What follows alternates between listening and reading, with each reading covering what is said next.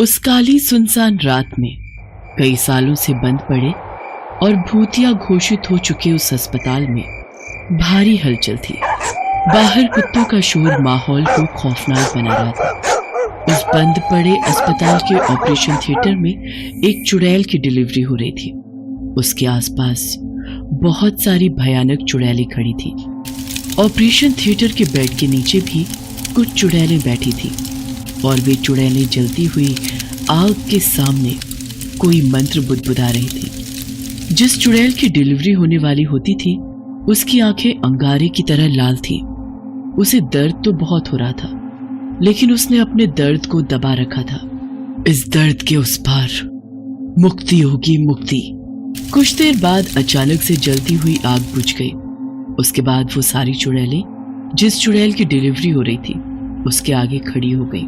बाहर कुत्तों के भौंकने का शोर और भी बढ़ गया था, लेकिन फिर सब कुछ खामोश हो गया और एक बच्ची के रोने की आवाज आने लगी। मुक्ति आ गई, मुक्ति बहन आ गई, मुक्ति तेरी बेटी आ गई। मेरी बेटी मुक्ति, रोना तुम्हें नहीं किसी और को है। इस घटना के कुछ दिनों के बाद की बात है। रात के 11:30 बज रहे थे। मायागंज में रहने वाला सूर्या अपनी कार से उस सुनसान सड़क के रास्ते अपने घर वापस लौट रहा था। तभी उसके मोबाइल की घंटी बजी। फोन की स्क्रीन पर अननोन कॉलिंग लिखा आ रहा था। हेलो हेलो, अरे कौन है भाई, कुछ तो बोलो। सूर्या ने काफी देर तक हेलो हेलो किया, लेकिन दूसरी ओर से कोई जवाब नहीं मिला। गुस्से में उसने फोन काट दिया। अरे अजीब पागल लोग हैं? अरे बात नहीं करनी तो फोन क्यों करते हैं? तभी अचानक फिर से उसके फोन की घंटी बजने लगी। इस बार भी स्क्रीन पर अननोन कॉलिंग ही लिखा आ रहा था। उसने फोन नहीं उठाया, लेकिन लगातार 3 बार जब फोन आया तो उसने गुस्से में फोन उठा लिया और चिल्लाते हुए बोला, हेलो। इस बार किसी छोटी बच्ची के हंसने की आवाज फोन पर आती है और फिर एक औरत की खौफनाक आवाज उसके कानों से टकराती है। सूर्या, इस धरती पर तेरे दिन पूरे हो गए। तुझे तड़पा तड़पा कर मारने वाली ने जन्म ले लिया है। कौन बोल रहा है? ये क्या मजाक है भाई? क्या मजाक है? मजाक नहीं, मौत। तुझे तड़पा तड़पा कर मारा जाएगा। तू बचेगा नहीं, वो जन्म ले चुकी है। सूर्या उस औरत की आवाज से इतना डर गया कि उसे पता ही नहीं चला कि उसने रेड लाइट जंप कर दी है और उसकी कार की किसी दूसरे की कार से जोरदार टक्कर हो गई। उस कार को एक लेडी चला रही थी और वो पूरी तरह से घायल हो गई थी। उसके चेहरे से खून निकल रहा था और वो सड़क पर गिरी हुई तड़प रही थी। उसका चेहरा काफी भयानक लग रहा था। अगर मैं यहाँ रुका तो खामखा फंस जाऊंगा। मुझे यहाँ से भाग जाना चाहिए। रात काफी हो गई थी, इसलिए सड़क लगभग सुनसान हो गई थी। सूर्या ने कार पीछे घुमाई और फिर तेज रफ्तार में वहां से निकल गया। लेकिन तभी उसे एहसास हुआ कि उसकी कार की पिछली सीट पर कोई बैठा हुआ है। उसने गाड़ी के शीशे में जो देखा उसे देखकर उसकी चीख निकल गई। अरे ये तो वही औरत है जिसका एक्सीडेंट मेरी गाड़ी से हो गया था। ये यहाँ कैसे आई? तुझे तड़पा तड़पा कर मारने वाली जन्म ले चुकी है। तू बचेगा नहीं। ये कहकर वो औरत वहां से गायब हो गई। ये देखकर सूर्या के दिल की धड़कनें जोर जोर से धड़कने लगी। कौन थी वो औरत? और उसने भी सेम वही बात कही जो मुझे फोन पर किसी औरत ने कही थी। क्या हो सकता है? क्या हो सकता है इन दोनों बातों का कनेक्शन? सूर्या अपने अपार्टमेंट पहुंच गया था, लेकिन रास्ते में हुई घटना अब भी उसकी आंखों के आगे घूम रही थी। वो लिफ्ट में गया और अपने फ्लोर का नंबर 8 दबाया। लिफ्ट धीरे धीरे ऊपर जा रही थी। तभी लिफ्ट की दीवारों से खून निकलने लगा और उस खून से लिफ्ट की दीवारों पर कुछ लिखा जाने लगा। अरे ये क्या हो रहा है? लिफ्ट के अंदर खून कहां से आ गया? और ये क्या लिखा है?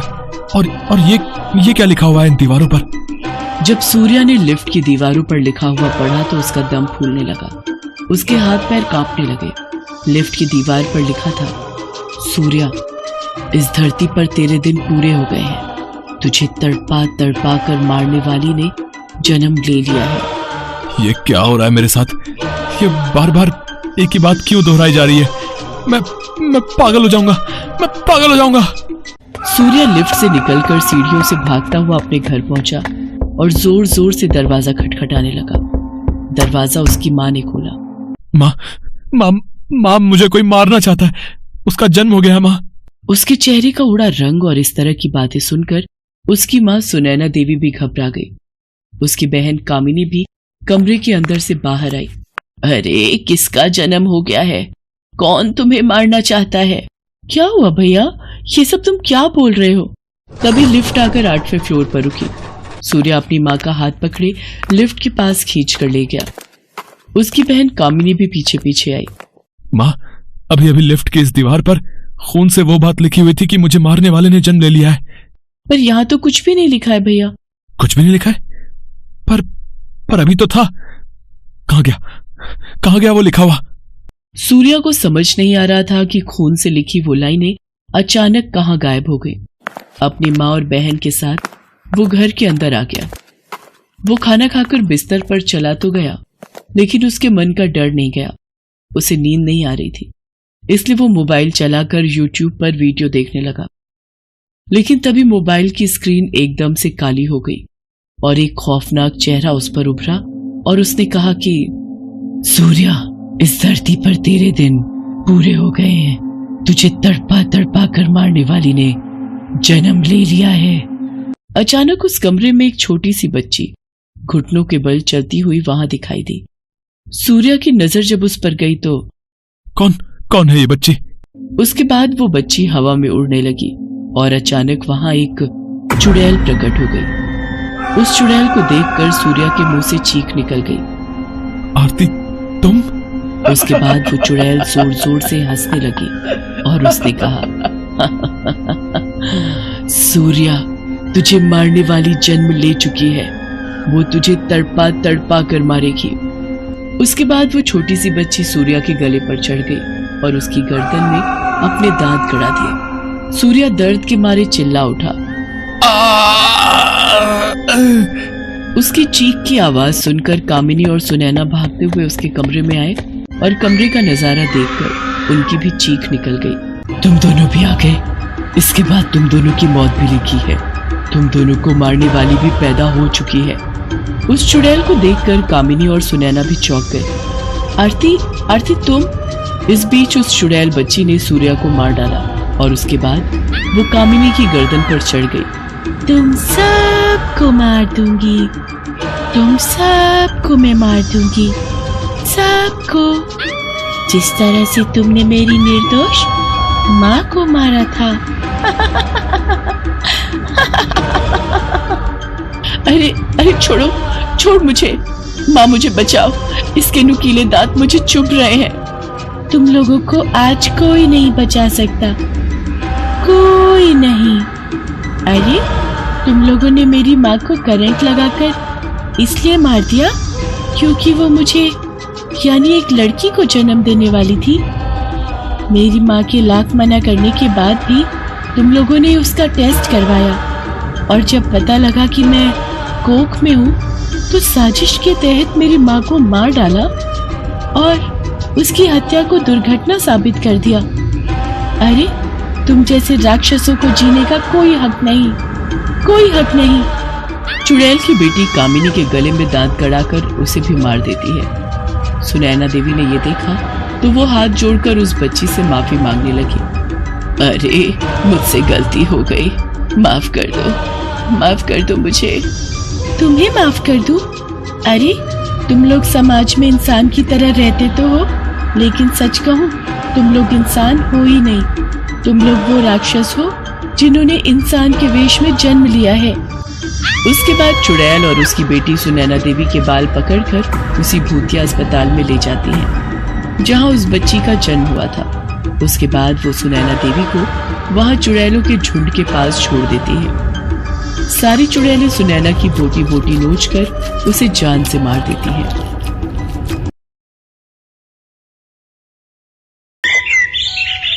ये कहानी है जमालपुर में रहने वाले राजकुमार और उसकी 7 साल की बेटी सुगंधा की। राजकुमार अपनी बेटी को जान से भी ज्यादा प्यार करता है। सुगंधा भी अपने पापा के बिना नहीं रह सकती है। हर दिन की तरह राजकुमार ऑफिस से आकर सुगंधा के साथ बालकनी में बैठा है और उससे बातें कर रहा है। वे दोनों आसमान की ओर देख रहे हैं। पापा, वो जो ऊपर आसमान में सबसे चमकीला तारा है वही माँ है ना मेरी? हाँ बेटा, वही तुम्हारी माँ है। दिव्या नाम है तुम्हारी माँ का। वो इतनी ऊपर क्या कर रही है पापा? वो रोज ये देखती है कि कहीं उसकी बेटी को कोई तकलीफ तो नहीं है, कोई उसे परेशान तो नहीं कर रहा। पर पापा, माँ तो ये काम यहाँ रहकर भी कर सकती थी ना? उसकी बातों को सुनकर राजकुमार की आंखों में आंसू आ गए, लेकिन उसने झट से पूछ लिया, पापा मैंने उन्हें कभी देखा नहीं, फिर भी उन्हें मेरी इतनी चिंता है। वो इतना प्यार क्यों करती है मुझे? माँ ऐसी ही होती है बेटा, वो रहे या ना रहे, पर कभी अपने बच्चों को अकेला नहीं छोड़ती, कभी नहीं छोड़ती, किसी भी परिस्थिति में, किसी भी हालत में। अब अपने पापा से बातें ही करती रहोगी या उन्हें थोड़ा टाइम दोगी ताकि वो किचन में जाकर अपनी प्यारी सी बेटी के लिए आलू के गर्मा गर्म पराठे बना सकें? पराठे? हाँ पापा, जोरों की भूख लगी है मुझे, आप बनाइए पराठे, मैं यही माँ से बातें करती हूँ। उसकी बातों को सुनकर राजकुमार ने सुगंधा को गले से लगा लिया। आई लव यू पापा। आई लव यू टू बेटा। राजकुमार किचन में चला गया और सुगंधा वहीं बालकनी में बैठी रही। माँ, तुम मुझे बहुत प्यार करती हो ना? क्या तुम मुझे पापा की तरह गले लगा सकती हो? ये कहकर पता नहीं उसे क्या हुआ, उसने अपनी बाहें खोली, लेकिन उसका पैर फिसल गया और 19वीं मंजिल की अपनी बालकनी से वो नीचे गिरने लगी। उसने उस समय अपने पापा को जोर से आवाज लगाई, पापा, पापा मुझे बचाओ, पापा मुझे बचाओ। राजकुमार ने जैसे ही अपनी बेटी की आवाज सुनी, वो भागा भागा बाहर आया और उसने अपनी बेटी को नीचे गिरते देखा। उसके बाद पता नहीं क्या हुआ, वो भी नीचे कूद गया और अपनी बेटी को हवा में ही लपक लिया। पापा, पापा। दोनों बहुत देर तक हवा में ही लटके रहे। जिसने भी ये घटना देखी उसने दांतों तले अपनी उंगली दबा ली।